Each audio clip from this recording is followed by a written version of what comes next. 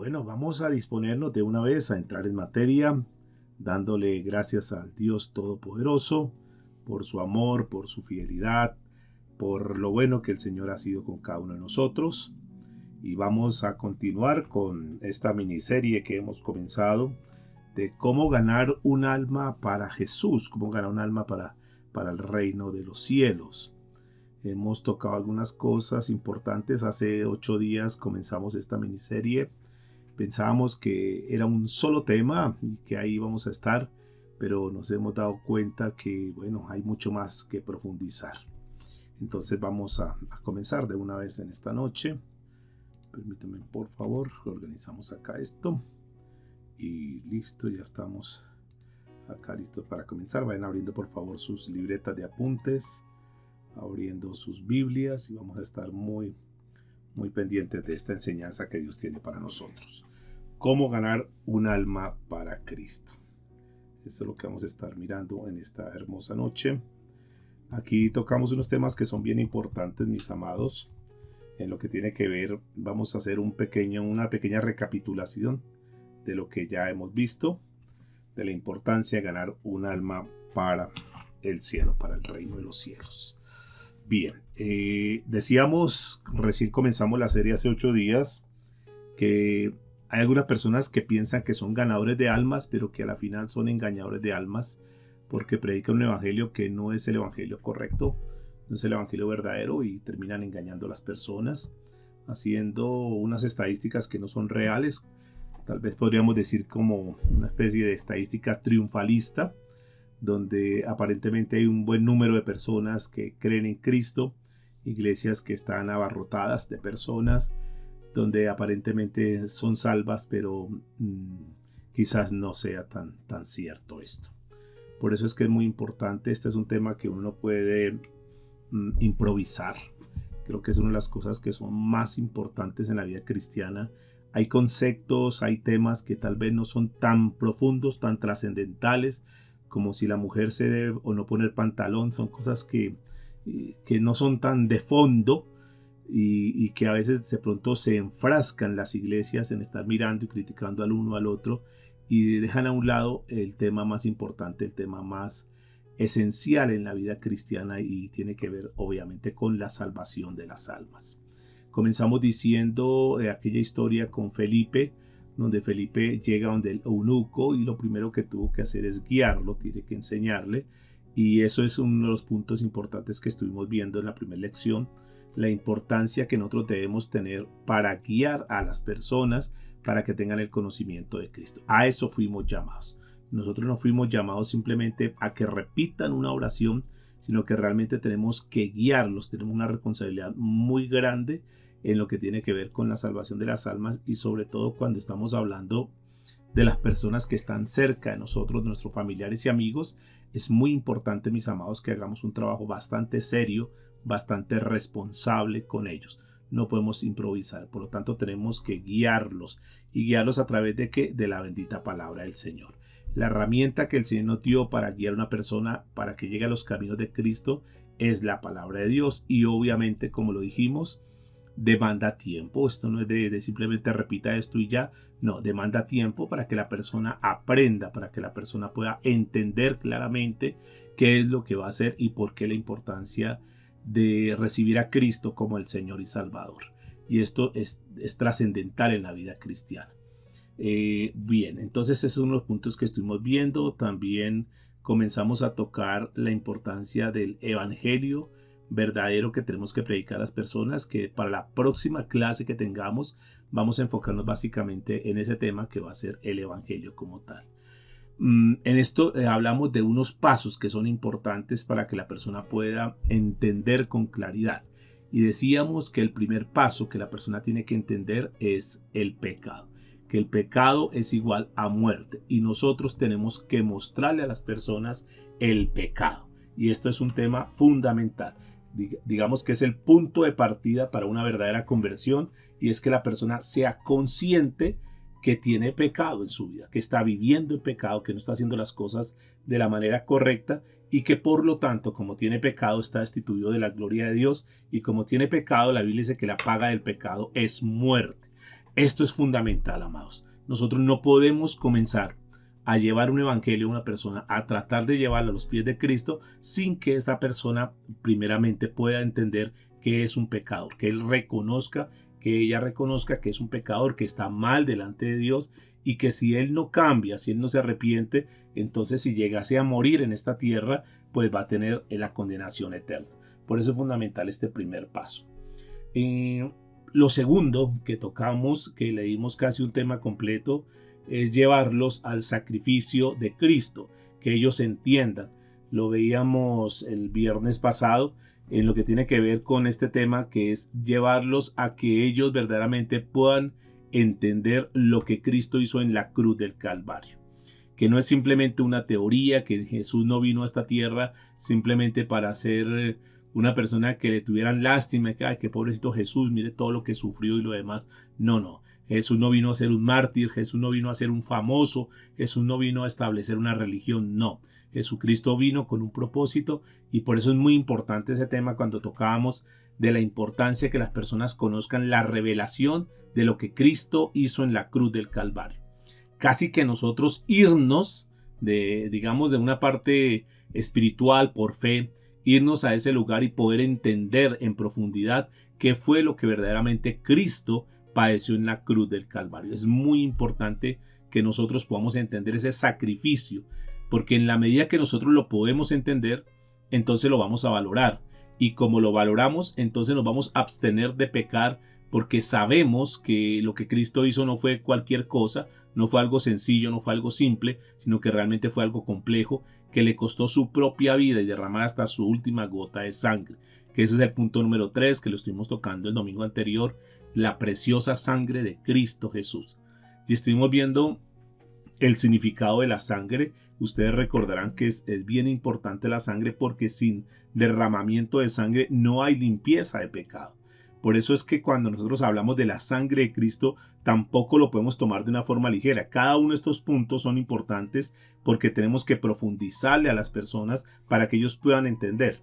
Tristemente, pues se ha predicado de un evangelio de una sangre de Cristo, que es una sangre donde la han mostrado como si fuese una muletilla, como si fuese un agua bendita o cosas como esas, pero la sangre de Cristo es muchísimo más que eso. La sangre de Cristo cumplió un propósito fundamental y el propósito central del derramamiento de la sangre de Cristo fue para limpieza de nuestros pecados.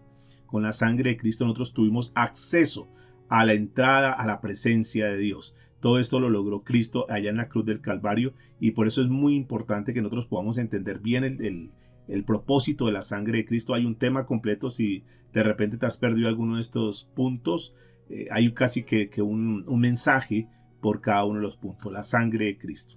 Bien, entonces son los 3 primeros puntos que tenemos que tener muy claro. Estamos mirando cómo ganar un alma para Cristo. Entonces decimos, en resumen, número 1, para ganar un alma para Cristo, lo primero que tenemos que hacer, el primer paso fundamental, es llevarlos a ellos a que entiendan que están en pecado y que como resultado del pecado tienen la muerte. Número 2, que ellos entiendan el sacrificio que Cristo hizo en la cruz del Calvario y que puedan ellos conocer como la revelación de la cruz, en lo que Cristo padeció allá en la cruz del Calvario. Número 3, la importancia del derramamiento de su sangre, esa sangre preciosa que nos limpia de pecado. La sangre es para limpieza de pecado. Y vamos a mirar entonces el punto número 4, después de que ya las personas lo hemos llevado como en ese paso a paso. Lo más importante aquí en este cuarto punto es que ellos entiendan, y tenemos que darle los versículos acerca de la importancia de la salvación. Este es el punto número 4 que vamos a comenzar a estudiar en esta noche, la importancia de la salvación.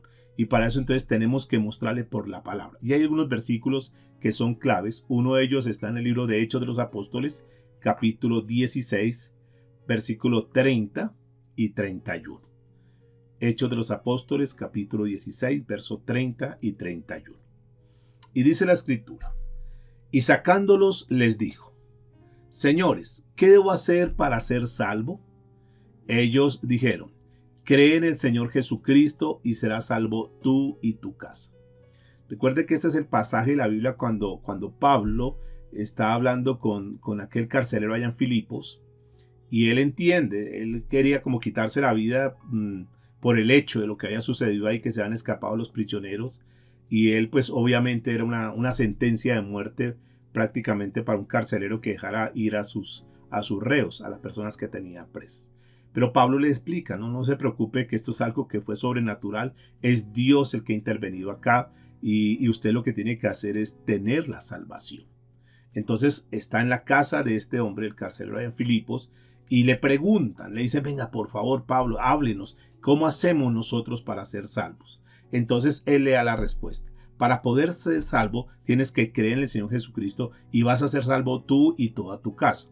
Pero aquí hay un paréntesis para tener en claro.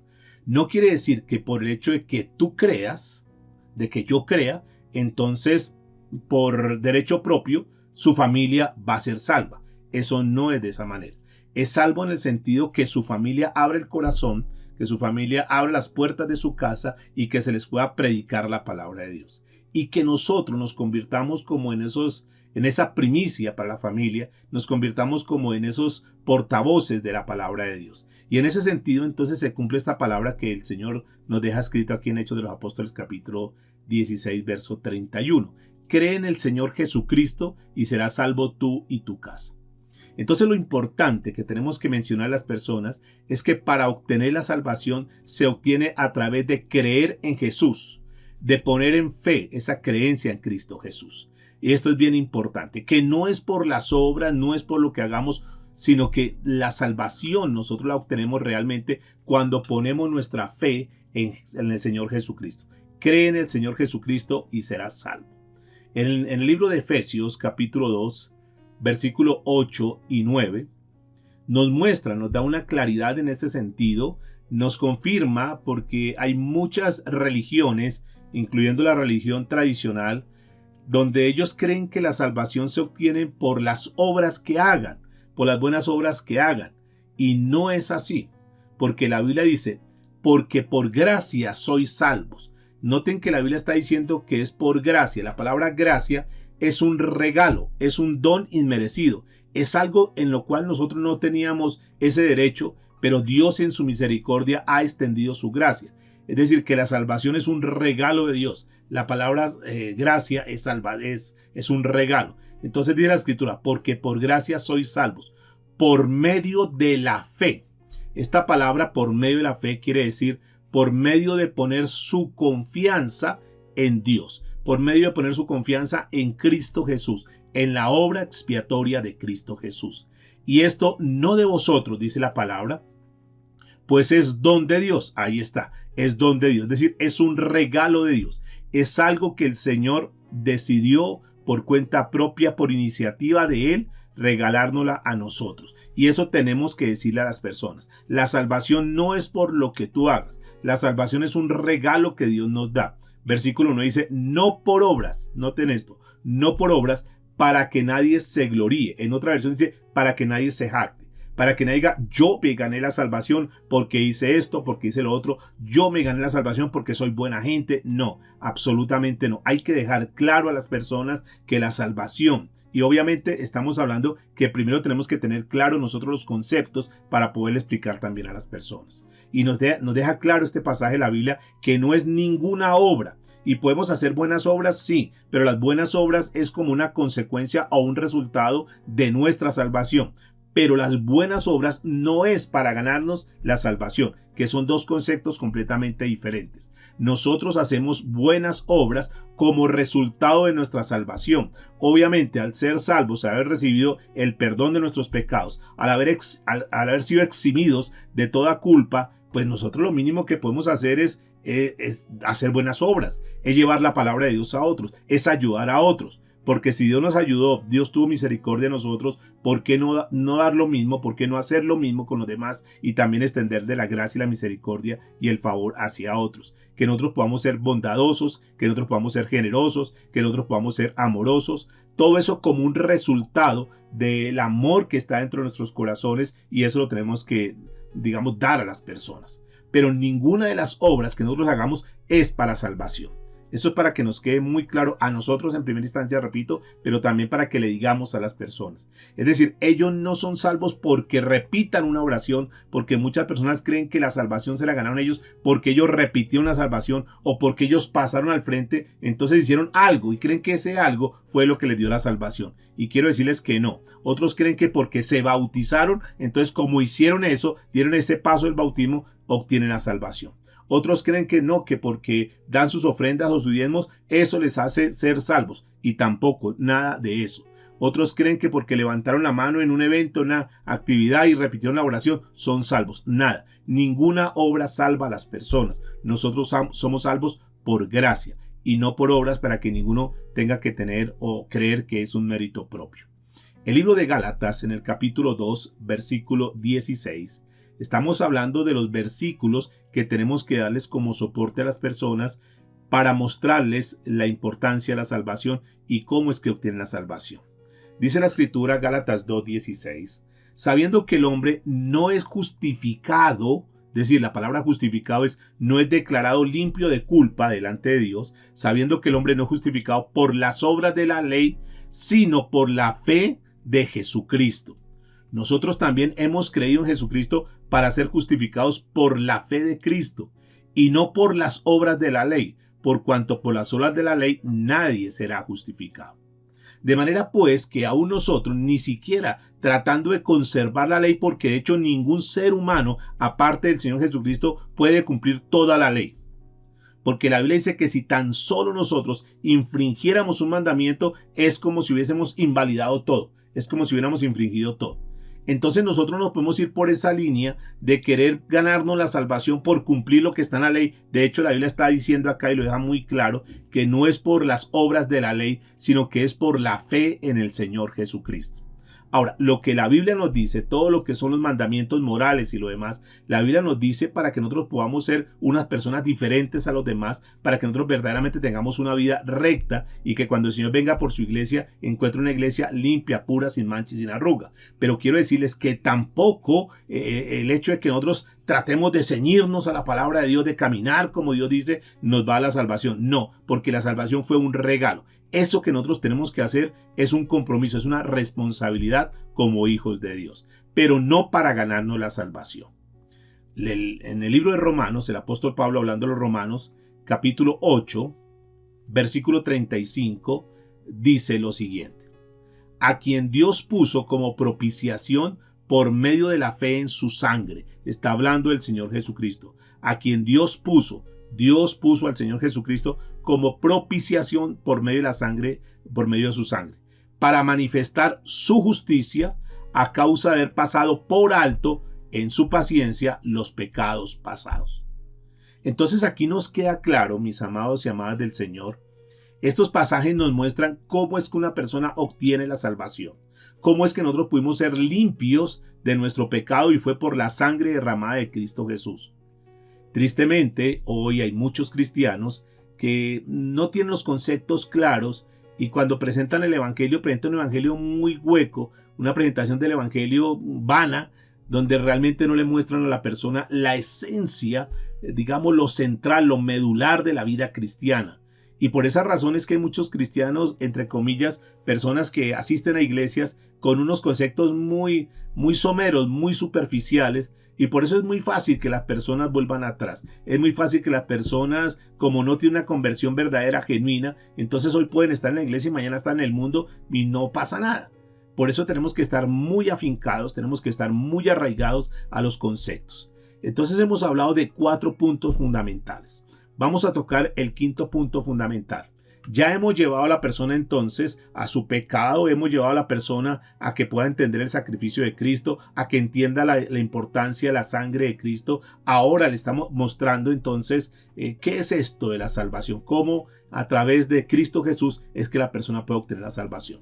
Ahora, una vez que la persona sabe que es salva, que cree en el Señor Jesucristo, que cree en la sangre que el Señor derramó, entonces le tenemos que decir que por el hecho de ser hijos de Dios, en el momento del nuevo nacimiento, en el momento de la conversión, en el momento que ellos ponen su fe y su confianza en Cristo Jesús, después del arrepentimiento, ellos ya abren su corazón para Cristo Jesús, en ese momento ellos son sellados con el Espíritu Santo. Esto es otro punto bien importante. Estamos hablando ya del quinto punto, y es que son sellados con el Espíritu Santo.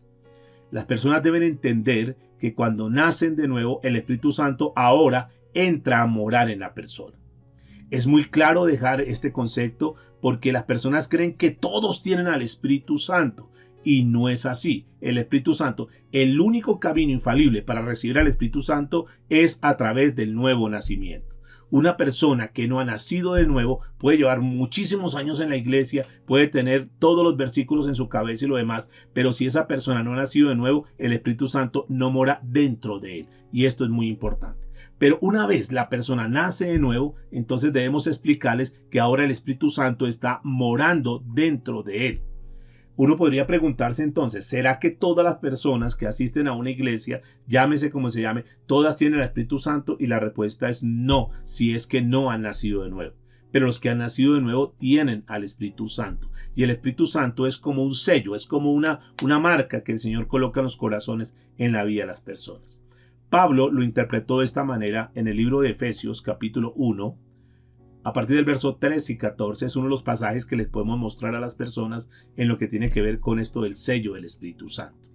Dice la Escritura, en él también vosotros, habiendo oído la palabra de verdad, el evangelio de vuestra salvación, y habiendo creído en él, noten eso, que no solamente oír, sino que también es necesario creer en él, dice, fuisteis sellados con el Espíritu Santo de la promesa, que es las arras de nuestra herencia, hasta la redención de la posesión adquirida para alabanza de su gloria. Entonces quiero destacar lo que dice aquí en la parte final del versículo 13. Dice, fuisteis sellados con el Espíritu Santo como resultado de haber creído. Esto es bien importante. Creer es una creencia de poner la fe en él. Porque creer no es solamente intelectual. Recuerde que los demonios creen y hasta tiemblan, pero no son salvos. Aquí este creer que está hablando aquí es el de creer y confiar plenamente en Cristo Jesús. Depositar su vida en los brazos del Señor. Cuando la persona cree, cuando la persona dice, sí, yo necesito a Jesús, yo necesito caminar verdaderamente como Dios manda, yo no puedo seguir igual como estoy caminando, yo necesito tener una vida diferente, y pone su confianza y cree en el Señor Jesucristo como su Señor, como su Salvador, entonces ahí viene el sello del Espíritu Santo. El mismo apóstol Pablo a los Efesios en el capítulo 4, versículo 30, escribe lo siguiente: y no contristéis al Espíritu Santo de Dios, con el cual fuisteis sellados para el día de la redención. Aquí es bien importante entender, amados, porque en el Nuevo Testamento es diferente al Antiguo Testamento. En el Antiguo Testamento el Espíritu Santo podía venir, ir y venir, y podía estar en la persona y podía salir en un momento determinado. Ahí es cuando el salmista David dice, Señor, no alejes de mí tu Santo Espíritu. Eso aplica al Antiguo Testamento. Pero a partir del Pentecostés, cuando el Espíritu Santo viene y están en ese aposento alto y viene el derramamiento del Espíritu Santo, a partir de ahí el Espíritu Santo viene y mora en la vida de la persona y no se va. Algunos creen que de pronto el Espíritu Santo se va cuando uno peca. No, y quiero decirles que el Espíritu Santo se mantiene ahí. Lo que sí sucede es que cuando nosotros fallamos, cuando nosotros pecamos, cuando nosotros no estamos obedeciendo lo que Dios dice, cuando no estamos caminando en la voluntad de Dios, entonces el Espíritu Santo se contrista. Pero no quiere decir que el Espíritu Santo se vaya, se contrista, es decir, queda como arrinconado ahí, queda como inoperante, entre comillas, porque el pecado de la persona inhabilita. Y de esa manera, pues nosotros tenemos que revisar muy bien, porque la Biblia dice que no contristéis al Espíritu Santo de Dios. ¿Cuándo lo contristamos? Cuando desobedecemos a Dios, cuando no caminamos en su voluntad, cuando hay un pecado en nuestra vida, contristamos al Espíritu Santo de Dios. Y la Biblia está diciéndolo acá muy claro, dice, con el cual fuisteis sellados para el día de la redención. Hay más versículos. 2 Corintios capítulo 1, versículo 22. Estamos hablando de los versículos ahora que tenemos que mostrarle a las personas en lo que tiene que ver con el sello del Espíritu Santo para aquellos que han nacido de nuevo, para aquellos que han recibido la salvación. Dice 2 Corintios capítulo 1, versículo 22, el cual también nos ha sellado y nos ha dado las arras del Espíritu en nuestros corazones. Y aquí ya viene otra palabra, no solamente habla de sello, sino que también habla de unas arras que vamos a mirar enseguida. Entonces noten que el Espíritu Santo es un sello que nosotros tenemos, un distintivo, una marca que nosotros tenemos, pero también dice que son arras, son las primicias, es como un enganche que el Señor da, es como cuando nosotros vamos a hacer un negocio y entonces decimos, mire, le dejo esta plata aquí como unas arras, le dejo esta plata como un enganche para verlas, para mostrar mi seriedad en el negocio, que me interesa el negocio. O sea, yo me quiero quedar con ese negocio, me quiero quedar con ese vehículo, con esa casa o lo que queramos hacer. Entonces dejamos unas arras, que es como la garantía que vamos a estar serios en ese negocio y que nos mantenemos firmes. Ok, algo similar, obviamente con muchísimo más alcance, muchísimo más profundo, porque cuando Dios habla, dice que el Señor no miente. Cuando Él dice sí es sí, cuando dice no es no. Y cuando Él dice yo los he comprado y les he entregado el Espíritu Santo. Y el Espíritu Santo es un anticipo de lo que yo quiero hacer con ustedes. Dice el apóstol Pablo en 2 Corintios capítulo 5, versículo 5. Dice, mas Él nos hizo para esto mismo es Dios, quien nos ha dado las arras del Espíritu. De manera pues, entonces, que el Espíritu Santo es dado a los creyentes, a los hijos de Dios, como un enganche para asegurarnos que nuestra herencia es completa como hijos de Dios y que Dios nos la va a entregar completamente.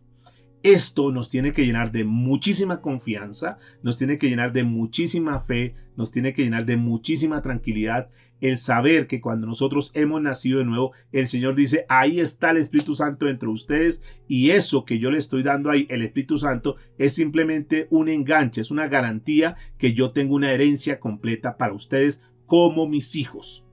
Por eso es que es bien importante. Ahora, algunos creen que el Espíritu Santo llega porque alguien le imponga las manos. Otros creen que el Espíritu Santo llega cuando va y asiste a un evento y entonces le hacen repetir unas palabras que ni se entienden y entonces le dicen usted a partir de ahora tiene al Espíritu Santo. No, el Espíritu Santo no llega de ninguna de esas maneras. El Espíritu Santo, la única manera que el Espíritu Santo llega, número uno, es un regalo que Dios nos da y llega cuando nosotros verdaderamente aceptamos la obra expiatoria de Cristo Jesús por nosotros en la cruz del Calvario, que Él murió, derramó su sangre y nos limpia de todo pecado y ponemos toda nuestra confianza en Él. A partir de ese momento el Espíritu Santo mora en nosotros y es una confirmación y tú comienzas a sentir, porque cuando la persona tiene el Espíritu Santo es una confirmación que Él le pertenece a Dios y entonces Él ya es diferente, Él ya sabe y puede sentir en su vida que tiene un regalo que Dios le ha dado. Y entonces entiende que eso no fue porque él se lo hubiera ganado. Eso no es que, porque yo fui a tal evento y entonces repetí esas palabras, entonces yo me gané el Espíritu Santo. O porque fulano de tal me tiró el saco y entonces cayó el saco sobre mí y vino la unción del Espíritu Santo y de esa manera recibí el Espíritu Santo. Yo quiero decirles que ninguno de esos mecanismos que la gente piensa que llega al Espíritu Santo es lo correcto. Lo correcto es que el Espíritu Santo llega cuando la persona nace de nuevo. Entonces ese regalo que ya está en nuestro corazón es lo que nos renueva, lo que nos santifica. Y el Espíritu Santo comienza a hablar, a actuar en nuestras vidas de una forma sutil, suave. La gente piensa que cuando hay un alboroto y la gente se revuelca en el piso y se golpea contra las paredes, entonces muchos dicen, no, es que lo tomó el Espíritu Santo. Yo quiero decirles que esa no es la manera como el Espíritu Santo se manifiesta en la vida de las personas. El Espíritu Santo es como un viento apacible que va entra en el corazón de la persona y comienza a ministrarle, comienza a tocarle. Y el Espíritu Santo es el que dice, no hagas eso. No actúes de esa forma. No consumas ese vicio. El Espíritu Santo es el que comienza a guiarlo a toda verdad y lo va renovando, lo va cambiando. El Espíritu Santo comienza a santificarlo. Es el Espíritu Santo que dice, no, apártate de esas palabras, apártate de esa forma de hablar, de esa forma de mirar. El Espíritu Santo comienza a hacer una obra de restauración dentro de la vida de nuestros corazones. Y entonces eso comienza a cambiar nuestros sentimientos. Eso nos comienza a dar una luz de esperanza y nos comienza a hacer que nosotros, a través de lo que dice la Escritura, nosotros podamos recibir, como dice Gálatas capítulo 5, el regalo, el don del Espíritu Santo y comenzamos a mostrar el fruto del Espíritu Santo en nuestras vidas. Y de una forma sobrenatural, sin premeditar ni nada, sino que el Espíritu Santo trabajando al interior de nosotros, comenzamos a sentir amor, comenzamos a sentir paz, comenzamos a sentir paciencia, mansedumbre, templanza, y el Espíritu Santo va trabajando dentro de nosotros, nos va transformando, nos va cambiando. Y eso es parte de lo que el Señor dice que está dentro de nosotros, nos guarda y comenzamos ya a manifestar ese fruto del Espíritu Santo en nuestras vidas, y la gente comienza a vernos diferente, nosotros mismos comenzamos a vernos diferentes, ya no sentimos lo mismo que sentíamos antes, ya ese odio, ya ese rencor, esa amargura, ya la hemos dejado a un lado porque es el Espíritu Santo que está obrando en nosotros. Quiere decir entonces que cuando el Espíritu Santo está en la vida de una persona, se siente, se nota, se evidencia, porque la persona se arrepiente, la persona no quiere seguir igual, la persona quiere cambiar su vida. La persona quiere dar ese fruto del Espíritu Santo. La persona quiere conformarse de acuerdo a lo que dice la palabra. Quiere vivir de acuerdo a lo que dice la palabra. Y los demás lo cuestionan, los demás lo critican, lo juzgan, lo señalan. Dios dice, a mí eso no me interesa porque yo lo que quiero es vivir de acuerdo a como Dios dice. ¿Y quién es el que está obrando ahí? ¿Quién es el que está actuando ahí? El Espíritu Santo. Y esa persona está en pecado y está haciendo una cantidad de cosas y él comienza a sentir que eso no es lo correcto y comienza a abandonar esas cosas. Fíjese que no es una obra que nosotros hacemos como hombres, no es que tú digas, deje esto, deje lo otro, no, es el Espíritu Santo que a través de la semilla, que es la palabra de Dios, comienza a obrar en el corazón de las personas. De manera pues que cuando la persona nace de nuevo y comienza a escuchar la palabra de Dios, comienza a leer la palabra de Dios, esa palabra comienza a entrar en su corazón y él comienza a tener cambios. Y si la persona fumaba, entonces, para citar un ejemplo, entonces aquel que era un fumador, que era un vicioso y lo demás, entonces ya siente por dentro que eso ya no le gusta, que ya no siente el mismo deseo que sentía antes. Ahora comienza a sentir como asco, comienza a sentir como náuseas, comienza a sentir como un rechazo por todo lo que es pecado y él comienza a apartarse de eso. ¿Quién está obrando en la vida de esa persona? Es el Espíritu Santo de Dios que está tocando a esa persona. Ahora esa persona quiere buscar más de Dios. Esa es una evidencia bonita.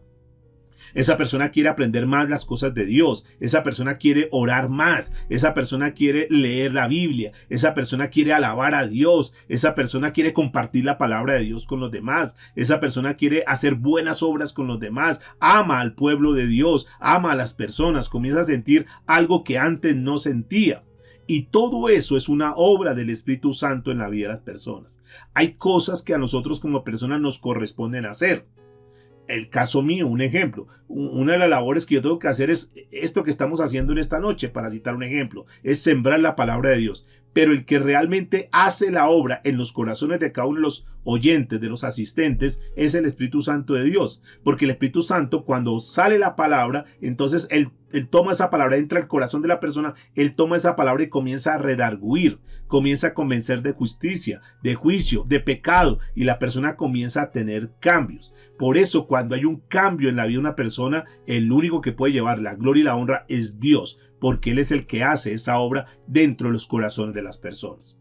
Obviamente, lógico que la persona necesita escuchar la palabra de Dios. Por eso nosotros tenemos que ser sembradores de la palabra de Dios. Por eso nosotros tenemos que llevar la palabra de Dios, pero nosotros no cambiamos a nadie. Yo no puedo cambiar a nadie, tú no puedes cambiar a nadie. Esa es una obra que le corresponde. Digamos que eso es el terreno del Espíritu Santo en el cual nosotros no nos podemos meter. Es algo que le pertenece solamente a Dios a través de la persona del Espíritu Santo.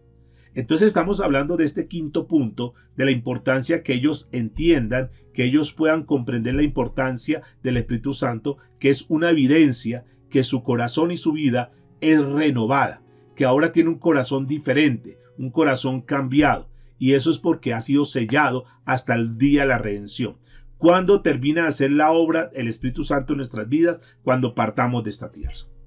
Por lo tanto, mis amados y amadas del Señor, cuando alguien te diga que el Espíritu Santo se fue de tu vida, cuando tú creas que el Espíritu Santo no está en tu vida, ahí hay un problema porque es un concepto que es incorrecto. Pueda que el Espíritu Santo no esté en tu vida, pero no está en tu vida porque tú no te has convertido verdaderamente. Pero el momento que tú te conviertes verdaderamente, el momento que tú naces verdaderamente a Dios, cuando tienes la nueva naturaleza, ahí está el Espíritu Santo de Dios. Y no se va a ir hasta que tú y yo partamos de esta tierra. Esto es muy importante, ese concepto, para que nosotros lo podamos manejar en primera instancia y que podamos guiar a las personas y que le podamos decir que ellos a partir de ese momento van a ser direccionados por el Espíritu Santo, que están sellados, que están confirmados como hijos de Dios, y por lo tanto nosotros no podemos creer que hoy eres salvo y mañana no, y entonces vuelvo y me arrepiento y vuelvo a recibir la salvación y otra vez fallo y otra vez pierdo la salvación, pierdo al Espíritu Santo. Eso no es así. El Espíritu Santo no es un ir y venir a toda hora. No. Hay que tener mucho cuidado en eso. Entonces debemos entender que como ya tenemos el sello del Espíritu Santo en nuestras vidas, entonces eso nos tiene que llevar a vivir gozosos. Una característica de una persona que ha nacido de nuevo es que a pesar de los problemas, de las crisis, de las dificultades, tiene gozo, tiene tranquilidad, porque tiene la confianza, porque está confiando que él tiene un lugar seguro en el futuro. Él no está a la deriva, él no está mirando a ver si será que sí o no. Él sencillamente está caminando, como dice la palabra, de gloria en gloria, unas glorias inimaginables, porque el Espíritu Santo está con él, lo llena de gozo, lo llena de paz. Una de las características, entre otras, de esta persona que tiene al Espíritu Santo de Dios es una persona que tiene gozo en su corazón. Claro, tendrá problemas, lógico, tendrá dificultades, sí, pero tiene el gozo de la salvación está en él. Aquella persona que no tiene a Dios anda amargada, anda triste, porque el gozo de la salvación no está en él, porque el Espíritu Santo no está en él. Muy bien, vamos a entrar al sexto punto, al sexto paso, por llamarlo de esta manera, de los procesos para que una persona pueda ser ganada a los pies de Cristo. Lo sexto que debemos mostrarle a esa persona una vez que es salva, es decirles que ellos a partir de ese momento, ya como tienen al Espíritu Santo, ya como tienen la salvación, ya como han entendido la obra de Cristo Jesús en sus vidas, entonces ellos pasan a ser de la familia de Dios. Quiere decir que a partir de ese momento ellos son hijos de Dios. Y este es otro concepto bien interesante, porque la gente también cree que todos son hijos de Dios. Y yo tengo que decirles en esta noche que no es así. No toda la humanidad son hijos de Dios. Toda la humanidad son criaturas de Dios, seres creados por Dios. Pero de esas criaturas, el Señor decide, en su santa voluntad, decide llamar a algunos y los considera más que simplemente criaturas y los llama hijos de Él. Y son llamados hijos de Dios. Y es como dice la Escritura en Juan 1:12, mas a todos los que lo recibieron y creyeron en Él, el Señor Jesucristo, les dio el privilegio, les dio la potestad de llegar a ser hechos hijos de Dios. De manera pues entonces que una persona, cuando cree en el Señor Jesucristo, cuando confía en Cristo Jesús, cuando pone su confianza en Él, entonces Dios le dice que a partir de ahí es un hijo de Dios. Esto para que nos quede claro, no todos son hijos de Dios. Hijos de Dios son aquellos que han nacido de nuevo. En una oportunidad el Señor Jesucristo fue visitado por un líder religioso llamado Nicodemo. Y él nunca le aseguró, Jesús a Nicodemo, le aseguró que ya tenía el cielo inmediatamente. Cuando Nicodemo, un hombre religioso, un hombre que conocía muy bien la ley, un hombre que servía en el templo, un hombre que tenía muchos años de estar ahí siendo un sacerdote, pero él sabía que no era salvo. Él sabía que era un religioso simplemente, pero no tenía la salvación. Una noche aprovecha que sus compañeros y lo demás, tal vez para que nadie lo señalaran y lo criticaran ni nada, espera que esté oscuro y va y busca al maestro, va y busca a Jesús y le hace una pregunta. Le dice, Señor, ¿qué hago para ser salvo? Yo conozco religión, conozco todos los rituales y los demás, pero yo necesito saber, escuchar de sus labios cómo hago para ser salvo. Y que este pasaje que es tan hermoso está registrado hoy en Juan capítulo 3, versículo 3, donde el Señor Jesucristo le dice, de cierto te digo, que el que no naciere de nuevo no puede ver el reino de Dios. Y estas son unas palabras contundentes, dichas por el mismo Jesús. Ahí nos queda muy claro que nadie puede entrar al reino de los cielos si no nace de nuevo. Y puede ser muy religioso y puede asistir a todas las misas que quiera y puede llevar muchísimos años y puede tener muchísima tradición. Pero si la persona no nace de nuevo, no puede entrar al reino de los cielos. Y esa es la respuesta más clara que el Señor da aquí en lo que tiene que ver con el nuevo nacimiento. Que el entrar al reino de los cielos no es simplemente porque la persona asista a un lugar en particular. Porque notamos que en este pasaje le aclara muy bien cómo es que nosotros nos convertimos en hijos de Dios, cómo es que nosotros podemos llegar al cielo. Y debemos entonces recibir ese mensaje, tener la claridad, pero también mostrarle a las personas que la única manera para poder entrar al reino de Dios, entrar al reino de los cielos, es a través del nuevo nacimiento. Absolutamente nadie puede entrar al reino de los cielos si no ha nacido de nuevo. Pregúntate en esta noche, ¿será que tú puedes tener esa convicción? ¿Será que tú puedes decir, yo estoy seguro y tranquilo o tranquila que he nacido de nuevo y por lo tanto tengo derecho al reino de los cielos? Porque si no has nacido de nuevo, entonces estás en un gran riesgo. Y quiero invitarte para que tú tomes esa decisión. Es una decisión que es muy personal y es muy voluntaria. Porque algunos aquí en el cristianismo podríamos decir, yo llevo muchísimos años en la iglesia. Yo soy de las personas que más aporto en la iglesia. Yo soy de las personas que he hecho todos los cursos y los seminarios habidos y por haber. Yo conozco muchísima palabra de Dios. Yo conozco muchísimos versículos bíblicos. Yo puedo hacer muchísimas cosas en la iglesia. He colaborado, sé cantar, sé predicar y puedes hacer muchísimas actividades. Pero si no naces de nuevo, si no has nacido de nuevo, no puedes entrar al reino de Dios. Entonces esto es muy importante. Es fundamental en la vida cristiana. El apóstol Pedro, hablando también sobre el tema, en su primera carta, primera de Pedro, capítulo 1, a la altura del versículo 23, dice algo que es bien importante. Nos da una palabra que es nueva, digamos en esta serie que estamos trabajando, y es la palabra renacidos. La palabra renacidos es vueltos a nacer. La Biblia también habla de una regeneración. Y dice la escritura entonces, primera de Pedro 1:23, siendo renacidos, no de simiente corruptible, sino de incorruptible, por la palabra de Dios que vive y permanece por siempre. Entonces aquí nos está hablando de un renacimiento, pero no en la carne, que fue la pregunta que Nicodemo en su momento le hizo al Señor Jesucristo. ¿Cómo así? O sea que tengo que volver a entrar al vientre de mi madre y volver a nacer. Entonces Jesús le dice, no estoy hablando de ese nuevo nacimiento en lo físico, en un nacimiento corruptible. Les estoy hablando de un nuevo nacimiento espiritual, una nueva vida en lo espiritual. A eso hace referencia. Y por eso la Biblia dice, no es simiente corruptible, sino una simiente incorruptible de Cristo Jesús por la palabra de Dios que vive y permanece para siempre.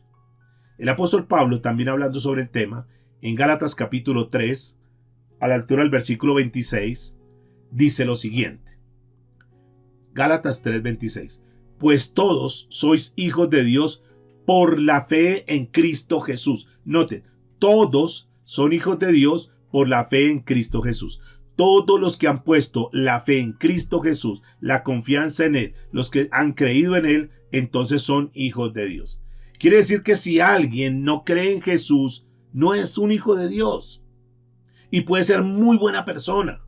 Y puede tener muchísimas cualidades. Y puede ser muy inteligente, puede tener muchísimo intelecto, puede tener muchísimo dinero. Pero tristemente, si esa persona no cree en Cristo Jesús, no tiene la salvación. Y esa persona muere y se va a condenación eterna. Porque el único camino infalible para entrar al Padre es Cristo Jesús. No hay sino un solo mediador entre Dios y los hombres, que es Cristo Jesús. Por eso es fundamental que la persona, es decir, llevar a la persona para que ponga su confianza en Cristo Jesús. Porque el que no tiene a Cristo no tiene al Padre. Y si no tiene a Cristo ni al Padre, no tiene la vida eterna.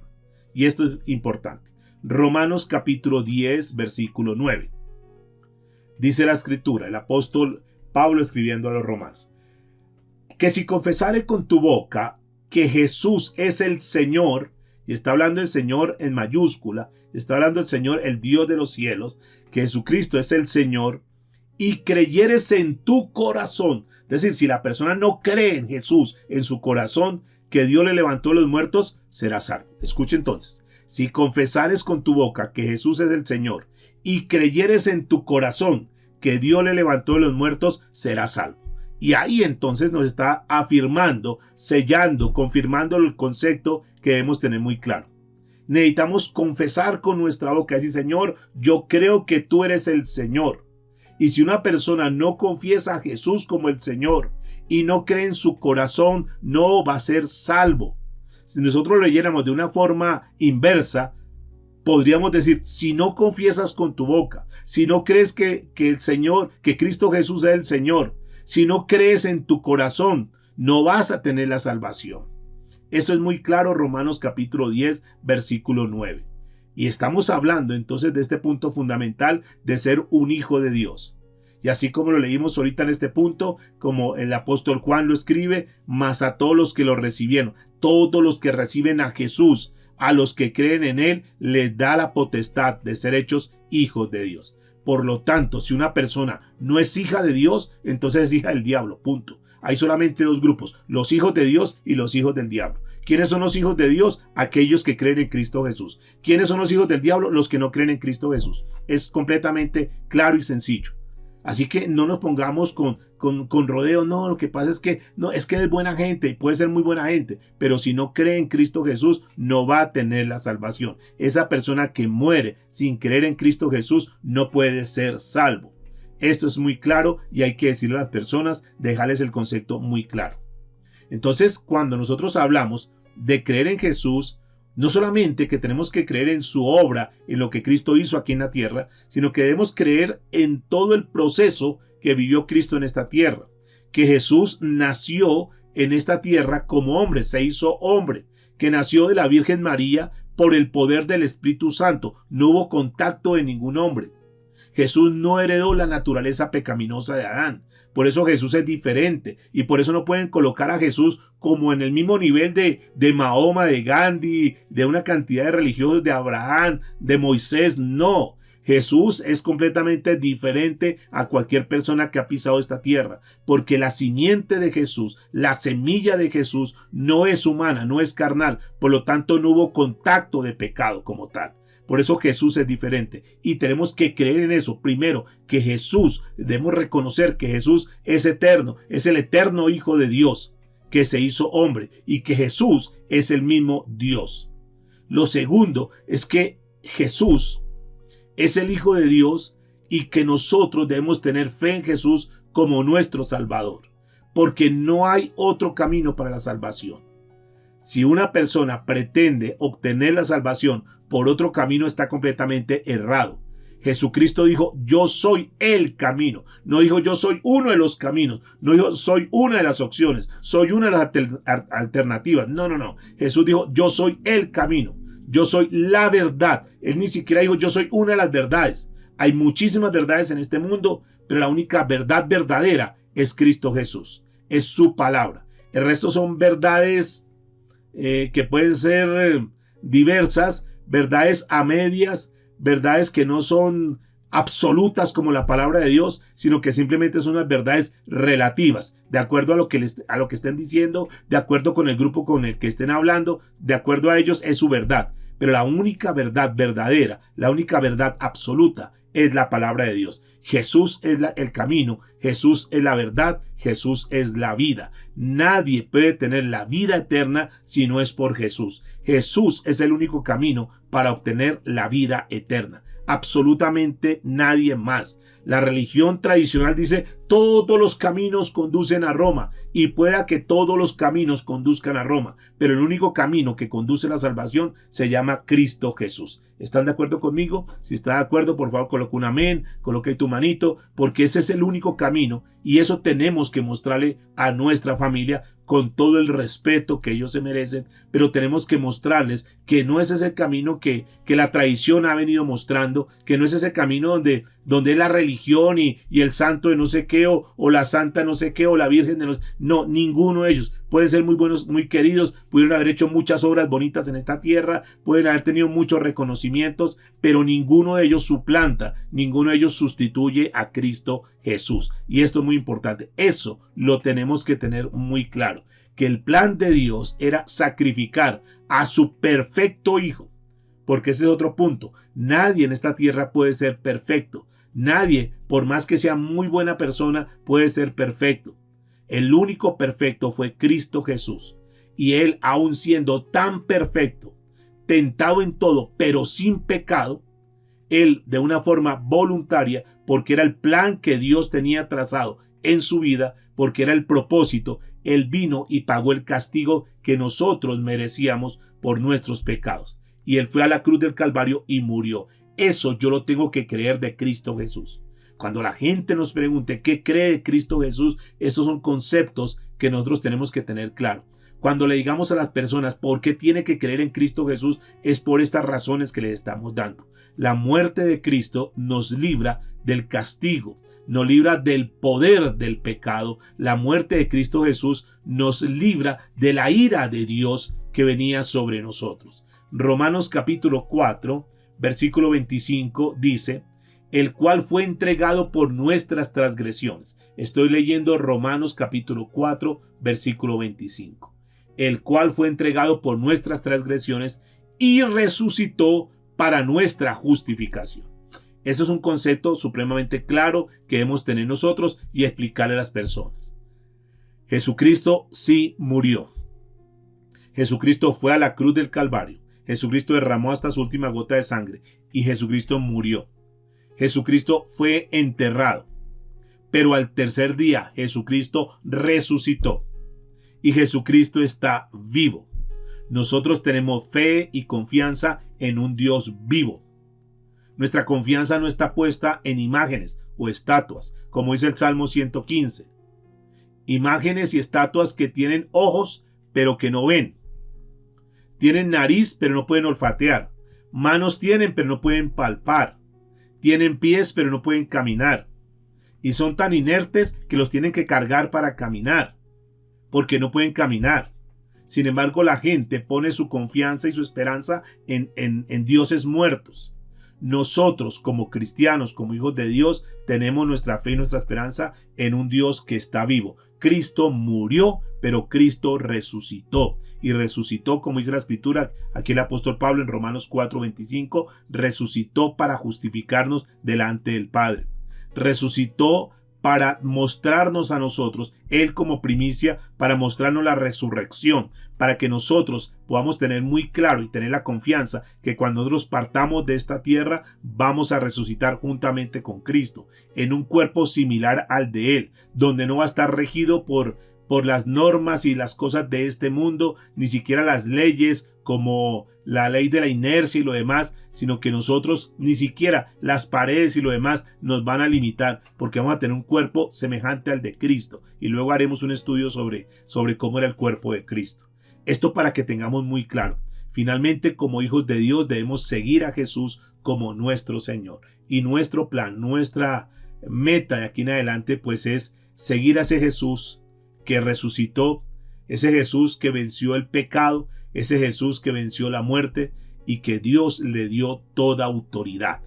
Ese es el Jesús que nosotros creemos. Ese es el mensaje, ese es el evangelio que nosotros debemos predicar y presentar un evangelio claro. Esas son las buenas noticias, noticias que llegan al corazón de una persona y dice: wow, esto tiene sentido en mi vida y yo quiero seguir ese camino. No estamos invitando a las personas a que sigan una religión, no estamos invitando a las personas para que sigan una denominación. Estamos invitando a las personas a que sigan a Jesús porque es el único camino a la salvación. Y esas son las buenas noticias que nosotros tenemos que transmitir a las personas. Por eso dice Romanos capítulo 10, versículos 14 y 15, dice: ¿cómo pues invocarán a aquel en el cual no han creído?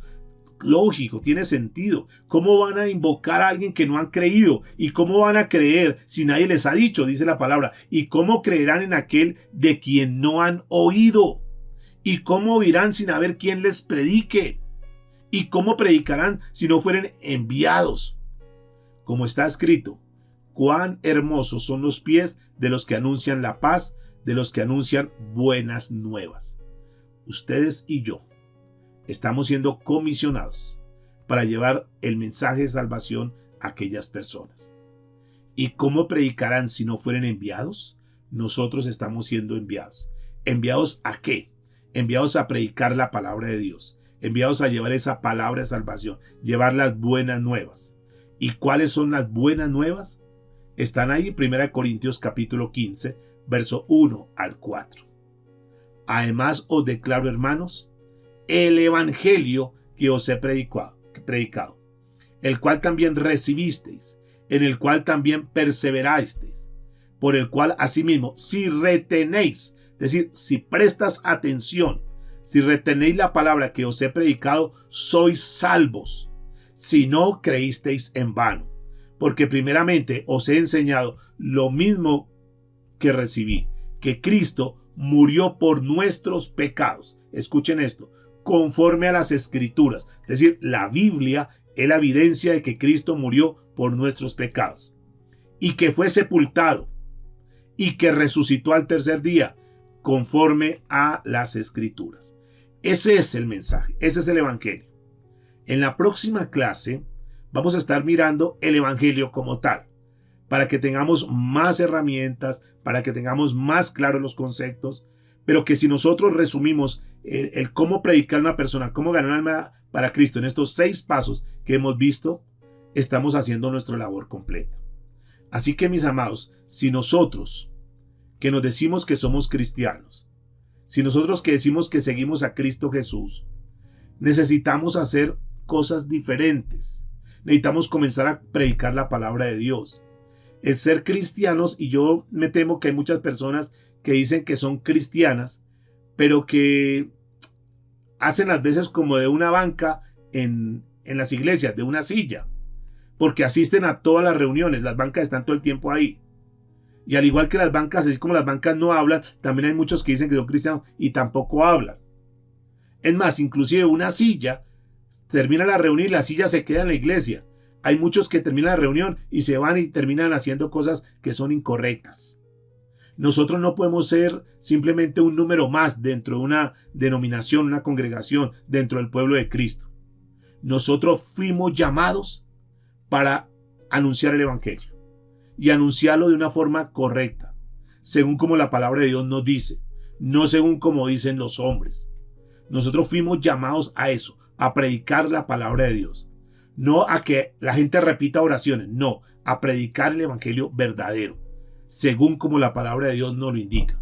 Presentar claramente lo que la Biblia enseña para que cuando una persona venga a Cristo, escúcheme, cuando una persona venga a Cristo, esa persona sepa por qué está dando ese paso y que esa persona verdaderamente esté confiada en su corazón de lo que está haciendo. Necesitamos ir a ganar almas para Cristo, ahora más que nunca. Y esto es muy importante, pero hay que hacerlo de una forma correcta. Por eso tenemos que pedirle al Espíritu Santo que nos siga guiando, que nos siga enseñando, que nos siga mostrando la manera correcta. ¿De acuerdo, mis amados? Espero que la enseñanza haya quedado en tu corazón y que la podamos vivir, la podamos practicar. Podamos hacer como un resumen de todo esto que el Señor nos ha hablado en estos mensajes y que podamos llevar ese evangelio verdadero a las personas que necesitan, en las cuales hay muchos que seguramente tú como yo conocemos y que en este momento, si llegasen a partir de esta tierra, no tendríamos la certeza que van a ir al cielo, al reino de los cielos, porque tristemente no tienen a Jesús como su Señor y Salvador. Y no lo tienen porque no hay quienes prediquen, o si les han predicado, lo han predicado de una forma vana. Por eso es muy importante que nosotros hagamos esta labor. Oremos al Señor, digámosle: Padre, muchas gracias por esta noche, gracias por este tiempo, gracias por darnos este espacio para poder compartir tu palabra, para poder ser capacitados, para poder ser instruidos, Señor, por tu palabra. Gracias por la vida de cada uno de mis hermanos que hoy han estado aquí, Señor, de una forma diligente, de una forma pendiente y respetuosa, escuchando esta enseñanza, aprendiendo las cosas tuyas, Señor. Muchas gracias, porque sabemos que tú estás haciendo algo en el corazón de cada uno de nosotros. No estamos compitiendo, no estamos buscando ser una iglesia numerosa, la más grande, no. Pero si queremos, Señor, tener una iglesia discipulada, una iglesia formada. De hecho, dentro del mandato tuyo dijiste eso: id y haced discípulos. Y eso es lo que estamos haciendo, Padre, formando discípulos, Señor amado. Eso es lo que queremos, que cada vez nosotros aprendamos más de ti, que estemos firmes, que estemos sólidos, que estemos bien discipulados para ir a discipular a otros. Aquí no se trata de multitudes, Se trata de personas verdaderamente que estamos aplomadas, que estamos guiadas por ti, Señor, por tu palabra, por tu Santo Espíritu, y que nosotros hagamos la obra que nos corresponde en esta tierra. Gracias por la vida de cada uno de mis hermanos, de mis amigos que están aquí reunidos, Dios. Gracias porque sabemos que esta obra es tuya y que tú eres el más interesado que cada vez nosotros crezcamos en el conocimiento y en el temor tuyo, Padre. Te damos muchas gracias, Señor. Gracias por ese privilegio que me das de poder estar aquí al frente compartiendo esta palabra, Señor, con tus hijos. Te damos muchas gracias, Señor, en Cristo Jesús. Amén.